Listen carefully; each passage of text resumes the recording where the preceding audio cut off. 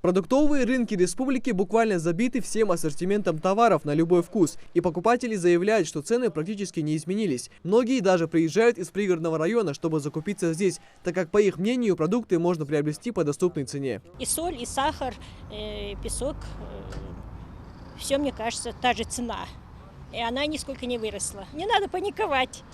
Товар есть. Продавцы, в свою очередь, отмечают, небольшой цен рост на некоторые товары связан с повышением курса доллара на мировой арене. По их мнению, жителям республики не стоит беспокоиться, так как все товары первого спроса здесь в наличии, а в случае необходимости завезут еще.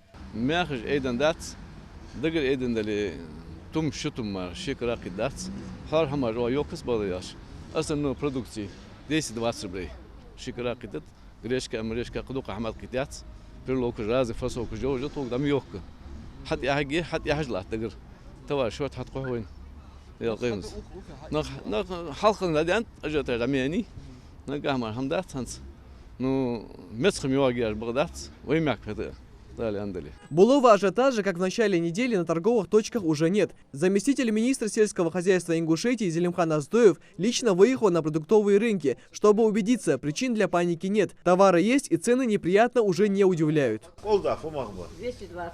Ну 200-220 мах будет, фумах бы. 220. Мука, сахар, макароны, молочные продукты. Одним словом, на оптово-распределительных складах все в изобилии. Продавцы уверяют, что до ажиотажа, во время и после, у них цена нисколько не изменилась, а в наличии товара можно легко убедиться. 28 рублей стоит килограммовый макарон, примерно. И раньше у нас такая цена стояла.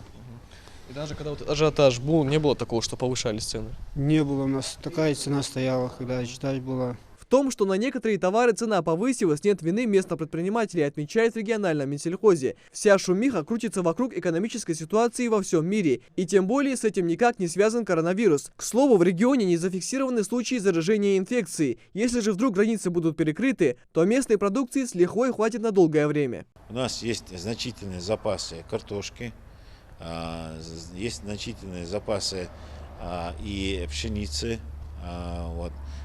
У нас в Карбулаке есть большой добротный комбинат, где в закормах у них находится около 20 тысяч тонн зерна, более 1000 тонн товарной муки.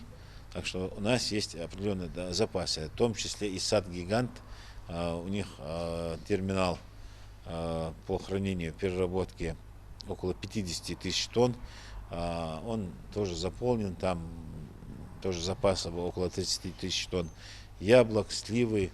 Далее у нас Агропромсунджа, который занимается производством овощей закрытого грунта, тоже есть около 100 тонн.